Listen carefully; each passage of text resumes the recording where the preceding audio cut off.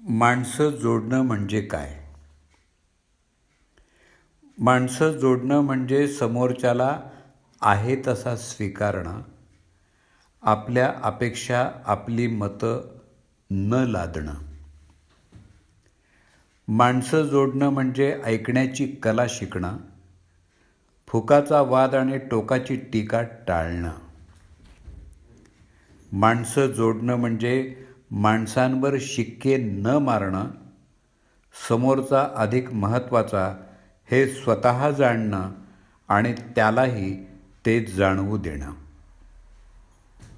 माणसं जोडणं म्हणजे कौतुकाची एकही संधी न सोडणं, तक्रार मात्र जपून करणं. माणसं जोडणं म्हणजे प्रतिक्रिया नव्हे, प्रतिसाद देणं, रागाचंही रूपांतर प्रेमात करता येणं. माणसं जोडणं म्हणजे इतरांना माफ करता करता स्वतःचं मन साफ करणं.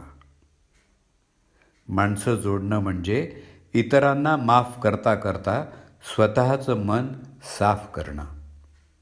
आणि सर्वात महत्त्वाचं म्हणजे माणसं जोडणं म्हणजे इतरांचं मन जपणं.